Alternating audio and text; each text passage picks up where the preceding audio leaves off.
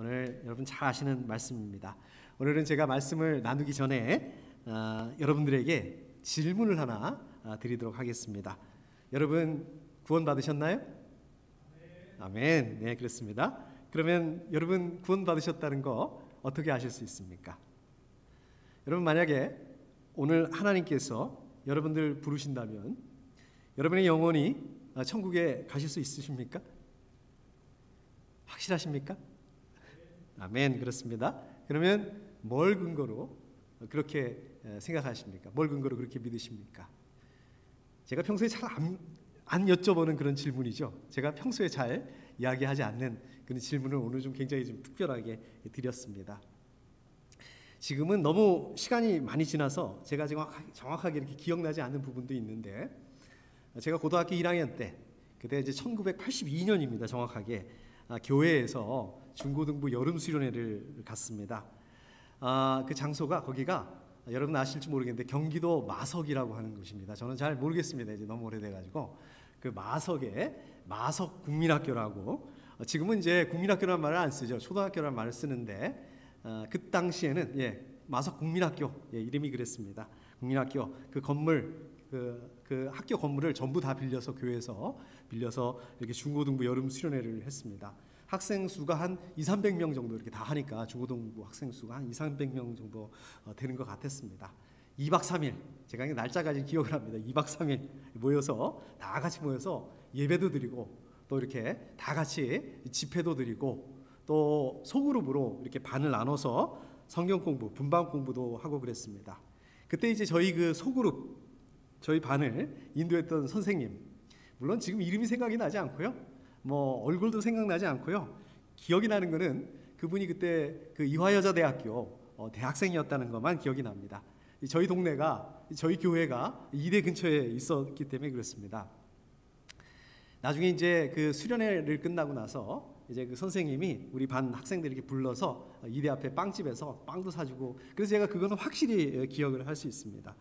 아무튼 그 수련회 기간 동안에 소그룹 모임, 이렇게 성경 공부 시간에 그 선생님이 이렇게 성경 공부를 가르쳐 주셨어요. 저희한테 이렇게 성경 공부를 가르쳐 주시다가 아까 제가 여러분들에게 질문했던 그 똑같은 질문을 저희들한테 이렇게 하셨습니다.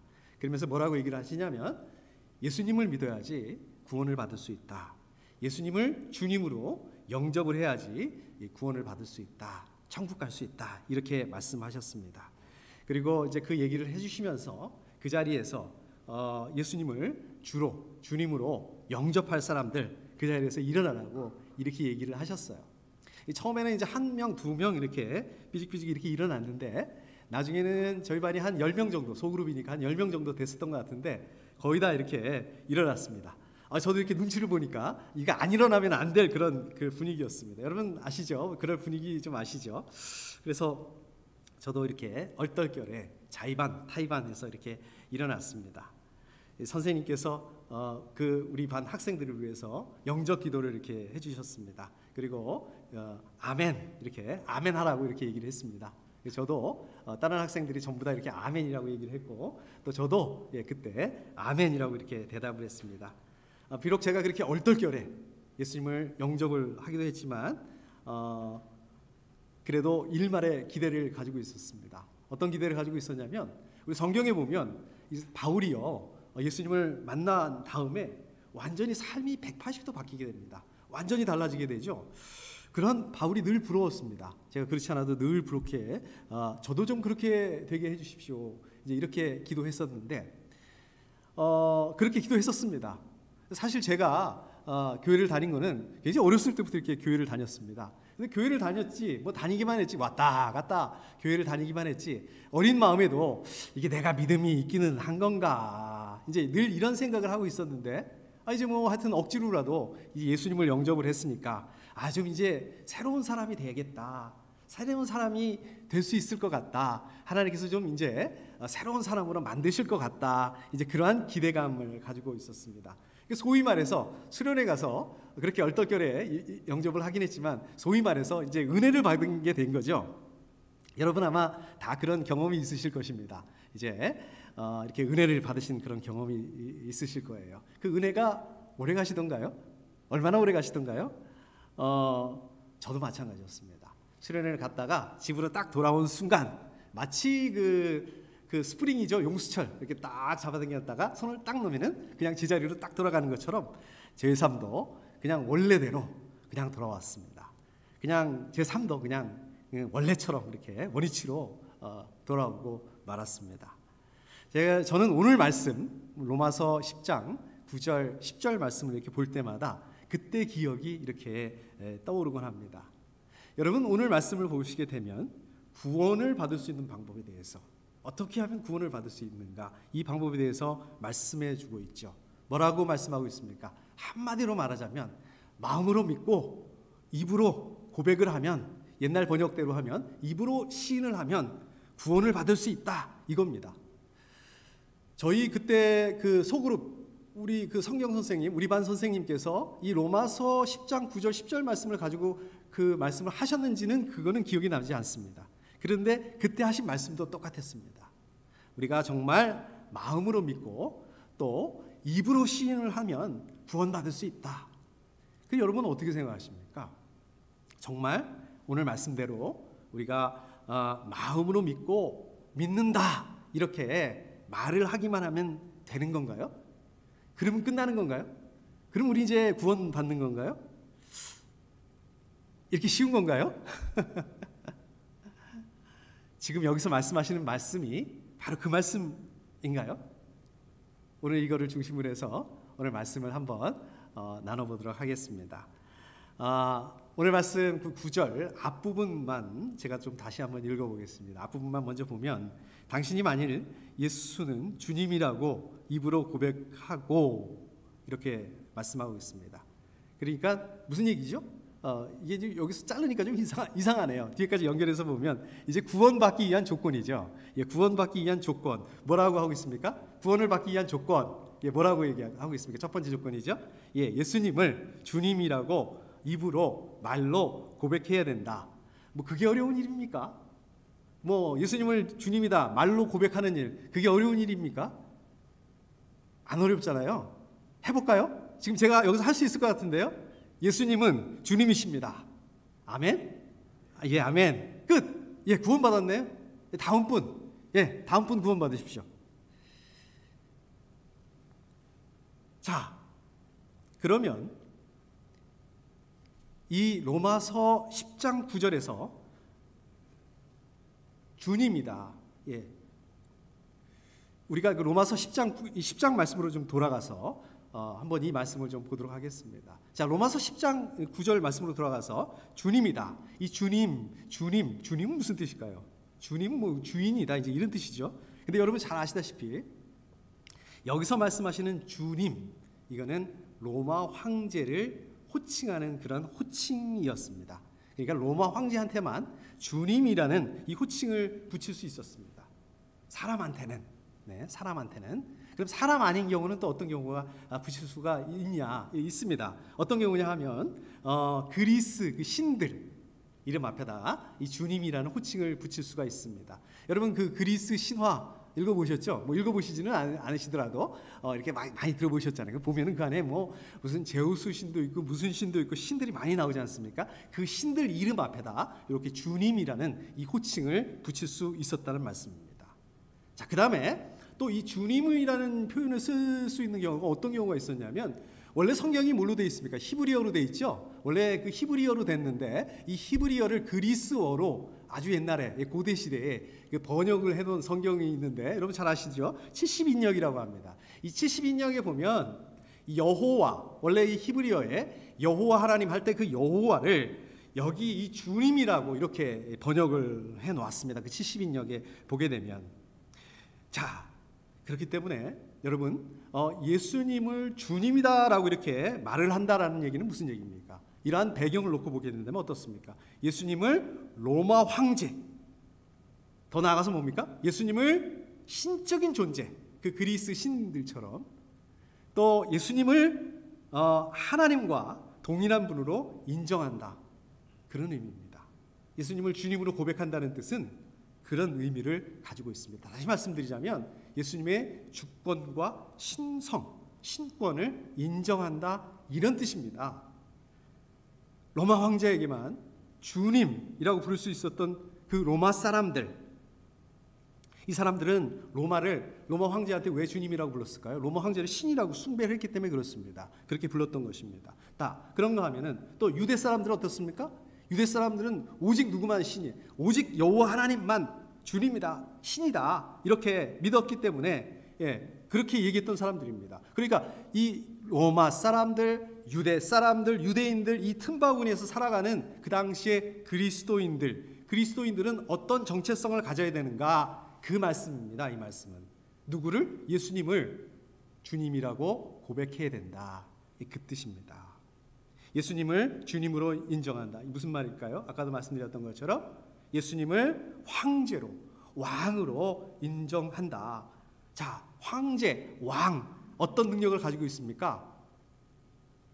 그냥 우리의 목숨을 좌지우지하는 그런 사람입니다. 황제 한마디면 죽을 수도 있고 살 수도 있고, 예수님만이 저와 여러분들의 운명을 좌지우지하시는 그런 분이시다.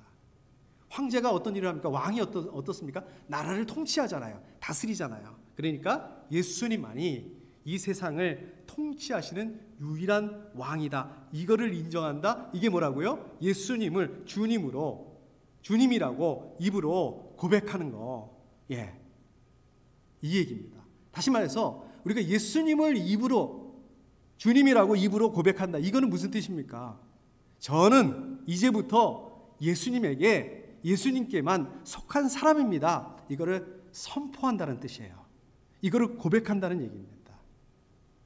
마태복음 10장 32절에 보면 누구든지 사람들 앞에서 나를 시인하면 나도 하늘에 계신 내 아버지 앞에서 그 사람을 시인할 것이다. 이렇게 말씀하고 있습니다.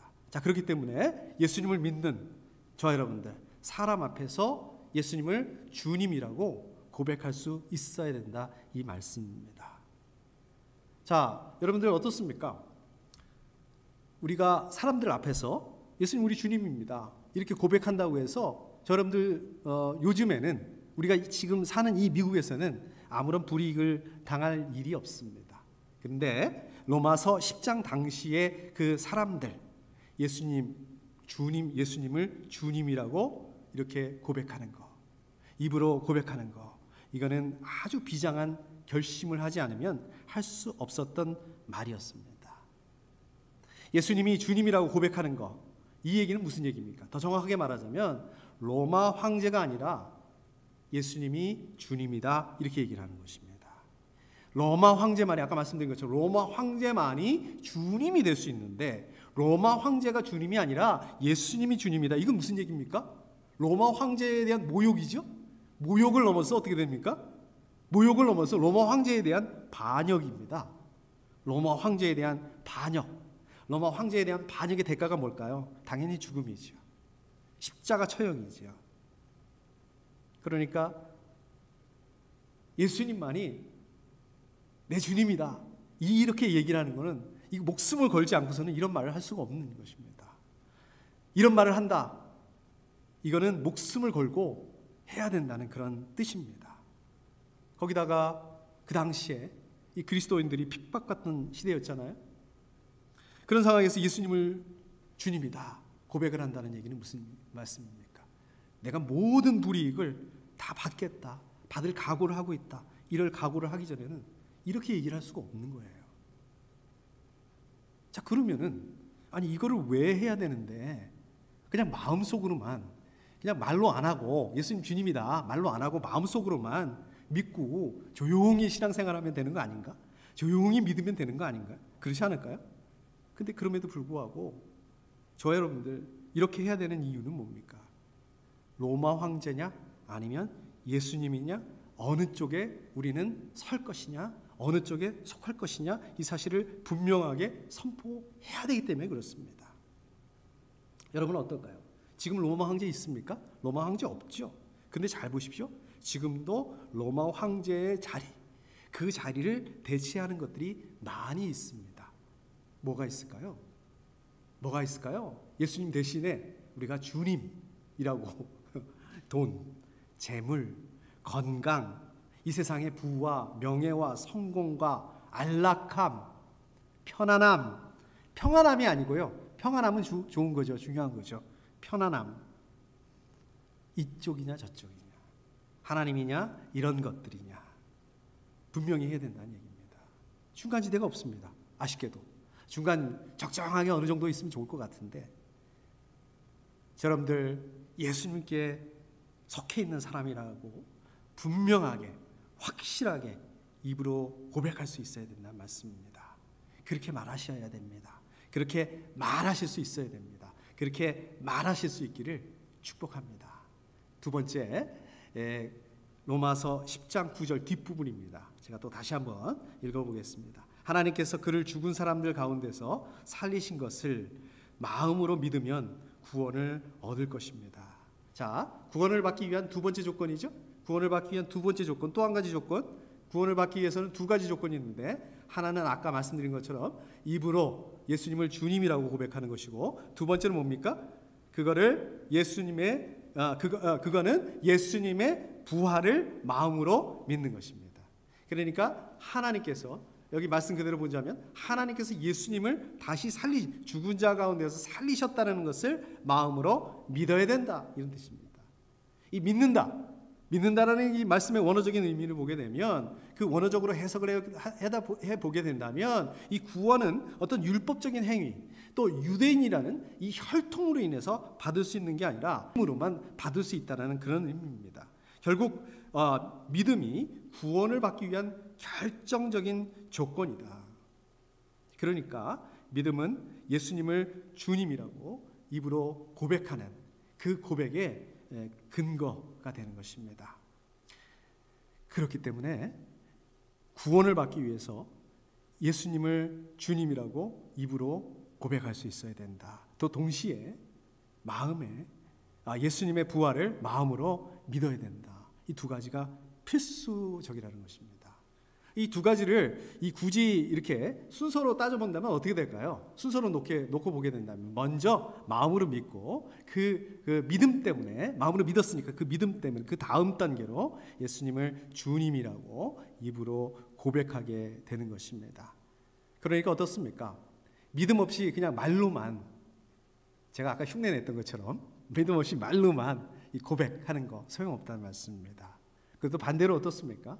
마음으로는 믿어요. 마음으로 믿지만 우리가 입으로 고백할 수 없다면 표현할 수 없다면 그것도 완전한 믿음이라고 할 수 없다는 것입니다. 그리고 여기서 잘 보시면 마음으로 믿어야 되는데 뭘 믿는다고 얘기하고 있습니까? 뭘 믿는다고 말씀하고 있습니까?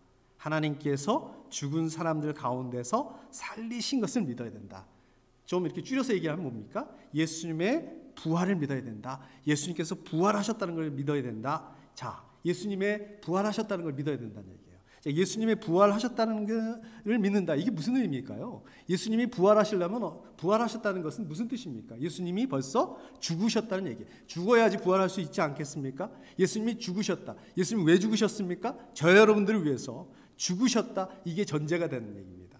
예수님의 부활을 믿는다는 것은 예수님께서 저와 여러분들을 위해서 죽으셨다는 것이 그 전제로 말씀하고 있는 것입니다. 자, 그렇기 때문에 예수님의 부활을 믿는다는 것은 예수님께서 저와 여러분들을 위해서 죽으시고 사망과 권세를 이기시고 부활하셨다는 것을 전부 다 믿는다. 패키지로 믿는다. 예수님께서 영원히 살아계신 분이라는 것을 믿는다. 하나님께서는 이 부활하신 예수님을 믿는 저와 여러분들의 그 부활, 다시 살리실 것을 믿는다. 다시 살리실 것이다. 이것을 믿는다. 이런 의미입니다. 여러분 잘 아시는 것처럼 무슬림들 어떻습니까? 무슬림들도 예수님을 인정합니다. 무슬림들도요, 예수님을 존경합니다. 그런데 이 무슬림들은 예수님을 하나님으로 인정하지 않습니다. 그냥 공자, 맹자, 소크라테스 이러한 그 인품이 훌륭한 이 성인으로 인정합니다. 그런데요, 아무리 예수님을 알고 존경한다 하더라도 예수님의 십자가의 죽으심, 부활을 믿지 못한다면 이건 어떤 얘기입니까? 구원하고 아무 관계가 없다는 얘기예요. 구원받을 수 없다는 말씀입니다. 예수님께서 저 여러분들을 대신해서 속죄제물, 화목제물이 되셔서 십자가에 죽으셨다. 저 여러분들의 죄를 갚아주셨다. 이거를 믿어야만 의롭다 하심을 받을 수 있다는 말씀입니다. 로마서 3장 21절, 오늘 아침에 우리 임 목사님 성경 공부하면서 또 강조하시더라고요. 로마서에서 가장 중요한 말씀 중에 하나다. 3장 21절 제가 한번 읽어보겠습니다. 하나님께서는 이 예수를 속죄 제물로 내주셨습니다. 그것은 그의 피를 믿을 때에 유효합니다. 하나님께서 이렇게 하신 것은 사람들이 이제까지 지은 죄를 너그럽게 보아주심으로써 자기의 의를 나타내시려는 것이었습니다. 예수님의 부활을 믿는다. 예수님의 부활을 믿는다. 어떤 뜻일까요? 예수님께서 하나님이시라는 것을 믿는다는 의미입니다. 죽음을 이기시고 다시 부활한 사람은 없습니다. 있는데요. 나사로. 나사로는 어떻습니까? 맞죠? 죽었다가 다시 살아났습니다. 그러나 어떻습니까? 다시 또 죽었습니다. 지금 없잖아요. 죽음을 이기고 영원히 살아계신 분은 예수님밖에 없습니다. 예수님께서 죽음을 이기셨다. 이것은 무슨 뜻입니까? 예수님 하나님이시라는 말씀입니다. 자, 그리고 또 예수님의 부활을 믿는다. 이거는 무슨 뜻입니까? 부활하신 예수님께서 하나님의 보좌 우편에 앉으셔서 계속해서 저와 여러분들을 위해서 중보 기도하신다는 그 사실을 믿는다는 의미입니다. 로마서 8장 34절, 누가 감히 그들을 정죄하겠습니까? 그리스도 예수는 죽으셨지만 오히려 살아나셔서 하나님의 오른쪽에 계시며 우리를 위하여 대신 간구하여 주십니다. 자, 그렇기 때문에 저 여러분들 예수님을 믿는다는 것은 예수님께서 저 여러분들의 죄를 갚아주시기 위해서 십자가에 죽으시고 3일 만에 죽음의 권세를 이기시고 부활하셨다. 이거를 믿는다는 말씀입니다. 저 여러분들이 하나님을 믿는 그리스도인으로서 이 사실을 믿어야 됩니다. 무슬림들처럼 예수님 모르는 게 아니에요. 우리도 예수님을 압니다. 예수님을 존경합니다. 그러나 믿지 않는다면, 우리가 그러한 믿음을 가지고 있다면 헛된 믿음이란 말씀입니다. 아직 예수님께서 나를 위해서 죽으셨다, 부활하셨다, 이 사실을 믿지 못하신다면 이 사실을 믿으실 수 있기를 축복합니다. 좀 성령님께서 좀 이러한 믿음을 가질 수 있도록 그러한 힘과 능력을 주시도록 그렇게 기도하실 수 있기를 축복합니다. 자, 마지막으로 10장 10절입니다. 10장 10절 말씀 제가 한번 읽어보겠습니다. 사람은 마음으로 믿어서 의에 이르고 입으로 고백해서 구원에 이르게 됩니다. 자, 이렇게 말씀하시죠. 어떻습니까, 여러분? 10장 10절의 말씀은 앞에 있는 9절 말씀하고 똑같죠. 반복하고 있는 것입니다. 다만 다른 점이 있으면 뭡니까? 순서가 바뀌었어요. 아까 9절에서는 먼저 입으로 고백을 하고 그 다음에 마음으로 믿고 이렇게 얘기를 했는데 10절에서는 어떻습니까? 먼저 마음으로 믿고 그 다음에 입으로 고백을 해야 된다. 아까 말씀드린 것처럼 이 순서가 논리적으로 좀 맞는 것 같아요. 구원이라는 결과를 얻기 위해서 어떻습니까? 구원이라는 결과를 얻기 위해서는 뭐가 있어야 된다? 뭘 가져야 된다? 하나님께서 인정하시는 의의가 있어야 되는데 그 의의를 얻기 위해서는 예수님을 마음으로 믿어야 한다는 것입니다. 자, 그렇다면 마음으로 믿는다. 무슨 의미일까요? 알 것 같은데, 마음의 원어적인 의미를 보게 되면 마음은 그러니까 지적, 영적의 중심입니다. 사람의 그 내재, 그렇죠? 우리 속마음 이렇게 얘기하지 않습니까? 내적인 본성이고 그 다음에 책임의 자리를 의미합니다. 자, 그렇기 때문에 마음에서 나왔다. 내가 지금 마음의 표현이야. 이 마음에서 나왔다. 이건 무슨 뜻입니까? 그 사람의 내면의 전체적인 그런 속성을 반영한 것이다. 마음에서 주는 선물이야. 그건 진짜 선물인 거예요. 예를 들자면. 자, 그렇기 때문에 어떻습니까? 마음에서 나온 행동은 마음에서 나온 거에 대해서는 책임을 져야 되는 거예요. 마음은 하나님께서 다루시는 자리이기도 합니다. 바로 이 마음에서 하나님을 순종할 것인지 하나님을 거역할 것인지 결정하게 됩니다. 마음은 신앙의 자리가 되기도 하고요. 또 불신앙의 자리가 되기도 합니다. 마음에다 뿌리를 내리지 않은 믿음, 이런 믿음이 있을까요? 마음이 이렇게 중요한 건데 마음에다 뿌리를 내리지 않은 믿음이 있습니까? 있습니다. 뭐가 있을까? 어떤 믿음일까요?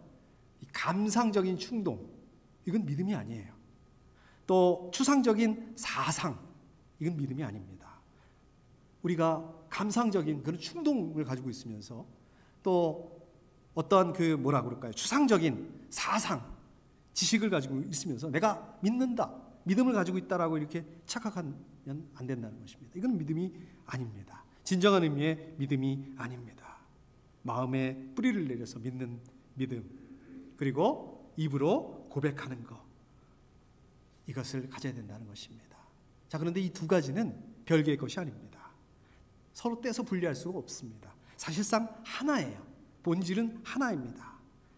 그냥 다른 측면을 할 뿐입니다. 여러분 손바닥으로 보면 이게 이 안쪽이죠? 그 다음에 이 손등이죠? 이게 다르게 보이지만 어떻습니까? 이 본질은 손이라는 이 하나입니다. 그냥 다르게 보일 그럴 뿐입니다. 자, 그렇다면 이 똑같은 것을 지금 반복해서 얘기하고 있는 거예요.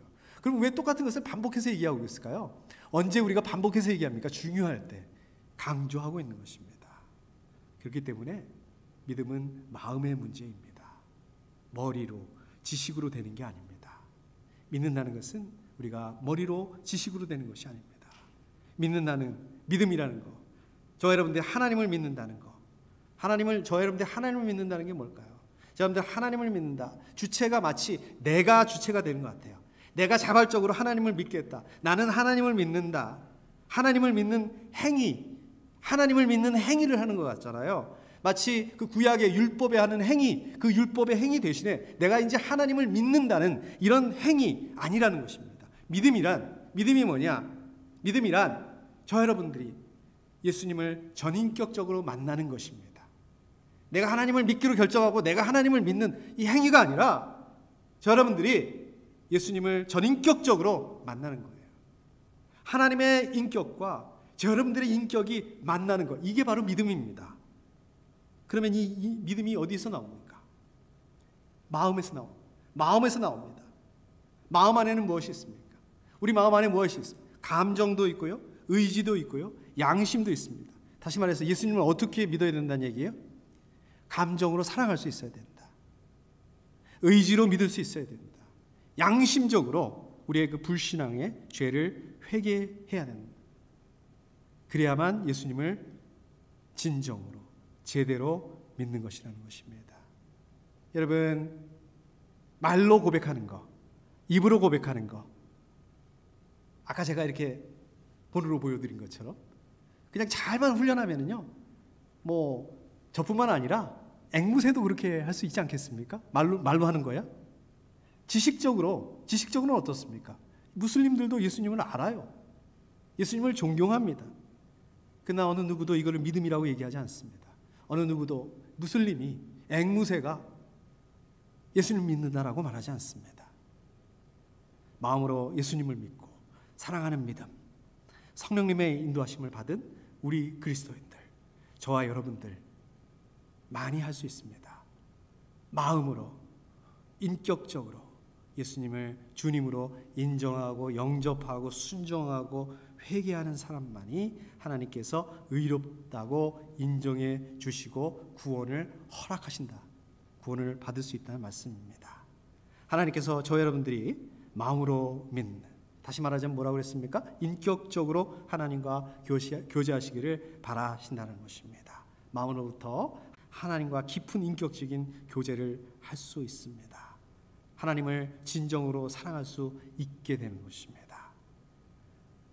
마음이 우리 예수님을 닮아가고 성령의 열매, 여러분 기억나시나요? 성령의 열매는 사랑과 기쁨과 화평과 인내와 친절과 선함과 진실과 온유와 절제, 이런 삶의 열매를 맺게 될 수 있는 것입니다. 그렇게 되실 수 있기를 축복합니다. 말씀을 정리하도록 하겠습니다. 제가 한국에 있을 때니까 한 20년 정도 전이었던 것 같아요. 20년 정도 시간이 지난 것 같습니다. 그때 저는 직장 생활을 하고 있었습니다. 직장에서 그 신우회 모임, 거기도 이제 열심히 참석을 하고 있었습니다. 근데 한 번은 그 신우회 모임에서 전도를 한번 해보자, 전도를 한번 하기로 했습니다. 일주일 동안에 10명을 전도하기로 했습니다. 이 전도라는 게 뭐 어떤 사람에게 복음을 전하고 그 사람을 잘 설득해서 교회로 데리고 오고 뭐 거기까지가 아니었습니다. 우리가 그 당시에 전도하기로 했던 거는 그냥 전도 대상자를 정하고 또 그 사람을 위해서 기도하고 또 그 사람을 개인적으로 만나서 사형리를 통해서 복음을 전하는 거, 거기까지 하기로 했습니다. 뭐 그 사람이 복음을 받아들이고 안 받아들이고 뭐 복음을 받아들이고 신앙생활을 하면 더 좋겠지만 그 부분을 하나님께 맡기기도 하고 저희는 겸손하게 복음을 전하는 거, 거기까지만 하기로 했습니다. 그리고 저도 그렇게 했습니다. 어떻게 했을 것 같습니까? 제가 10명한테 전도했을 것 같습니까? 예, 제가 그때 10명한테 전도를 진짜 했습니다. 전도를 10명한테 이렇게 했는데 결과가 어떻게 나왔을 것 같습니까? 10명 중에서 몇 명이 예수님을 믿겠다고 얘기를 했을 것 같습니까? 2명이 예수님을 믿겠다고 진짜 이렇게 결심을 했습니다. 영접 기도를 이렇게 제가 했습니다. 한 명은 어떤 사람이었냐면요, 그때 직장 동료였는데 같은 부서는 아니고 다른 부서에 있는 그런 직장 동료였습니다. 제가 이제 기도를 이제 미리 열심히 했죠. 그리고 이제 그 사람한테 이제 복음을 전하기 위해서 저 좀 이렇게 회의실에서 좀 한번 보시죠. 이제 제가 이렇게 얘기를 했어요. 그랬더니 이분이 저하고 이제 회의하자고 그러는 줄 알고 막 다이어리를 들고 회의할 준비를 해가지고 이렇게 회의실로 들어왔습니다. 그래서 이제 1대1로 있는 자리에서 제가 복음을 이렇게 전했습니다. 제가 이렇게 복음을 전하는 걸 한참 듣더니 그런 얘기를 하더라고요. 그 직원이 뭐라 그러냐면, 어머님이 권사님인데 어머님이 그렇게 자기한테 교회 다니고 신앙을 가져야 된다라고 이렇게 얘기를 했는데 자기가 어머니 말씀을 안 듣고 신앙생활을 안 했다는 겁니다. 근데 제가 복음을 그렇게 전하는 거를 이렇게 듣고 있으면서 이제 더 이상 버티면 안 되겠구나, 이제 그런 마음이 들었다고 합니다. 이게 지금 하나님께서 이제 저분을 통해서 이렇게 저를 통해서 이렇게 말씀하시는 것 같다 생각을 하고 내가 믿겠습니다. 그 영접 기도를 이렇게 하고 신앙생활을 하기로 이렇게 했습니다. 자, 또 다른 한 사람이 있습니다. 또 다른 한 사람은 누구였냐면 제 조카였습니다. 제 조카는 그 당시에 고등학생이었습니다. 근데 제가 일주일에 한 번 정도 저희 조카한테 수학 공부를 가르쳐 줬습니다. 제가 좀 수학을 좀 옛날에는 좀 잘했거든요. 그래서 이제 고등학생 조카한테 수학 공부를 1대1로 이렇게 가르쳐 줬습니다. 게다가 이제 그때 이제 우리 조카한테 이 복음을 전했습니다. 조카가 진지하게 듣고 있더라고요. 진지하게 듣고 있다가 좀 나를 따라서 영접 기도를 할래? 예수님을 믿을래? 이렇게 물었더니 하겠다고 그러는 겁니다. 그리고 영접 기도를 하고 이제 신앙생활을 하기로 했습니다. 그런데 제가 그러고 있다가 얼마 있다가 이제 미국으로 이제 오게 되는 바람에 조카하고 이렇게 연락을 못했습니다. 어떻게 지내는지 모르고 있다가 지금부터 한 8년 전인가요? 2014년 정도에 제가 한국에 갔다가 이 조카를 정말 오래간만에 만났습니다. 그 조카는 그 사이에 이제 대학을 졸업을 하고 또 군대도 갔다 오고 한국의 그 대기업에서 일을 하고 있었습니다. 제가 보기에 잘 나가는구나 이제 이렇게 생각을 하고 있었습니다.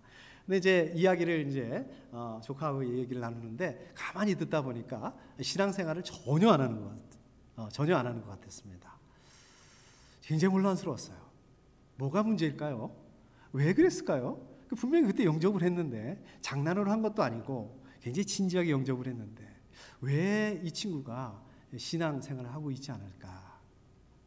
이 회심의 변질이라는 그 책을 쓴 알렌 크라이더라는 분은 이렇게 얘기를 합니다. 초대교회 그리스도인들, 그러니까 로마서 10장 그때를 이렇게, 그 당시 사람들도 여기 포함이 되겠죠. 아무튼 이 사람들에게 있어서 회심이다. 회심은 3B가 변하는 것이다. 3B. 3B가 뭐냐? 3B가 이겁니다. 예, 보이시나요? 예. 첫 번째가 belief입니다. 믿음이죠. 두 번째가 belong입니다. 소속이라고 볼 수 있겠죠. 그 다음에 세 번째로 behavior입니다. 이 세 가지가, 그러니까 행동, 삶이라고 볼 수 있겠죠. 그러니까 이 세 가지, 그러니까 믿음, 소속, 그 다음에 또 이 행동, 삶이 다 바뀌어야 된다. 이게 회심이다. 근데 저 여러분들을 포함해서 현대교회는 어떻습니까? 현대 그리스도인들은 어떻습니까? 우리가 회심이다. 회개했어. 그럼 어디까지만 우리가 생각을 하냐면 첫 번째 belief, 믿음, 여기까지만 생각을 한다는 것입니다. 그렇죠? 하나님을 믿는 믿음을 가지는 거, 여기까지만 생각을 한다는 거예요. 딱 거기까지만 전도했던 거예요. 근데 그게 다가 아니라, 거기까지가 다가 아니라 belong, 소속이 변해야 된다는 것입니다. 소속이 뭘까요? 우리 군대 있을 때 어느 무슨 부대 소속. 예. 이 세상 가치관, 이 세상 세계관을 따라서 남들이 하니까, 남들도 다 아는데 뭐, 그러면서 이 세상 거기에 머물면서 거기에 소속되고 만족하면서 사는 것이 아니라 거기에 있던 소속을 어디로 옮겨야 된다는 거예요? 믿음의 공동체, 교회 공동체, 영적인 소속을 바꿔야 된다는 것입니다. 하나님을 믿는데, 이제 교회를 다니는데, 예배를 드리는데 하나님을 믿기 전하고, 교회를 다니기 전하고, behavior, yes, 행동, 삶이 변한 게 하나도 없어요. 아니, 그렇잖아요. 우리 성경에 보면 원수를 사랑하다, 어이구 얼마든지 사랑할 수 있습니다. 오른쪽 뺨을 맞으면 왼쪽 뺨을 대라, 얼마든지 할 수 있습니다. 아멘. 예, 그렇게 하겠습니다. 근데 어떻습니까? 막상 교회에서 뭐 이건 원수, 교회에 무슨 원수가 있고, 원수는 그만두고 뭐 맨날 영적인 가족이니 뭐 교회 식구니, 그러다가 그냥 한마디, 우리 한마디에 마음 상하잖아요. 그 한마디에 절대 용납할 수 없어. 이건 완전한 믿음이 아니라는 거예요. 거기까지 할 수 있어야 된다는 것입니다. 물론 힘들죠. 안 되죠. 처음엔 어렵죠. 저는 이게 과정이라고 생각을 합니다. 이 과정을 통해서 처음에 어렵고 힘들지만, 안 되지만 조금씩 해나가는 거예요. 나아가는 거예요. 연습하는 거예요. 발전하는 거예요. 자, 그렇다면 제 조카가 실패한 걸까요? 저는 과정에 있다고 생각을 합니다. 알 수는 없지만 20년이라는 시간이 좀 길긴 하네요. 더디네요. 근데 아브라함도 이삭을 얻는데 25년 걸렸습니다. 하나님이 75세에 불렀는데 100세에 이삭을 낳았으니까. 제 조카의 그 믿음의 고백, 저는 그게 믿음의 고백이라고 믿습니다. 그것이 씨앗이라고 생각합니다. 알 수 없지만 언젠가는 그 씨앗이 자라고 싹을 내고 언젠가는 꽃을 피고 열매를 맺는 날이 올 거라고 믿습니다. 마치 제가 고등학교 1학년 때, 아까 모두에서 고등학교 1학년 때 예수 믿고 영접했는데 아무 일도 일어나지 않은, 그냥 용수철이 제자리로 돌아온 것처럼, 그냥 실패한 것처럼. 그런데 때가 되니까 제가 예수님을 인격적으로 만나게 되고 또 신앙생활을 하고 지금 이렇게 목사까지 됐잖아요. 자, 그렇기 때문에 저 여러분들이 또 누구나 다 이 경험을 하셔야 됩니다. 무슨 경험? 예수님을 마음으로 믿고 입으로 고백하는 이 경험이 필요합니다. 꼭 하셔야 돼요. 이 경험이, 저 여러분들 하나님 믿으시잖아요. 그 믿음, 신앙생활의 기본이 되어야 됩니다. 기반이 되어야 됩니다. 기초가 되어야 됩니다.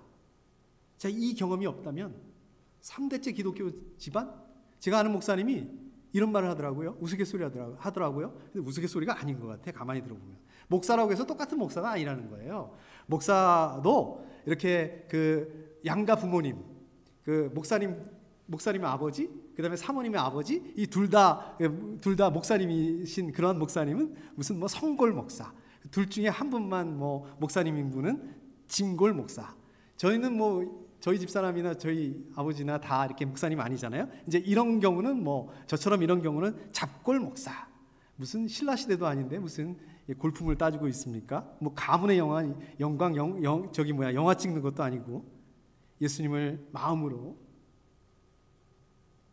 믿고 입으로 고백하는 이런 경험이 없다면, 내가 몇십 년 동안 교회 다니고 신앙생활하고 모태신앙이고 뭐 목사님이고 집사님이고 뭐 그렇게 해서는 목사님도 될 수 없고 집사님도 될 수 없겠지만, 저 여러분들 점검해야 됩니다. 매일매일 확인해야 됩니다. 뭘로 점검할까요? 뭘로 확인할 수 있을까요? 여러분들의 빌롱, 비헤이비어 이걸 가지고 점검하고 확인하셔야 돼요. 아니 공식적인 소속, 공식적인 이렇게 남한테 보여주는 그러한 행동, 삶 그런 거 말고요. 여러분들의 마음속에 있는 지극히 사적인 소속, 여러분의 마음이 어디에 속해 있습니까? 뭘 바라보고 있습니까? 사적인 행동과 삶의 열매. 다른 사람 아무도 안 볼 때 나는 어떤 생각을 하고 있고, 나는 어떤 행동을 하고 있고, 나는 어떤 삶을 살고 있는지 이거를 점검하고 확인하셔야 된다는 말씀입니다. 함께 기도하겠습니다.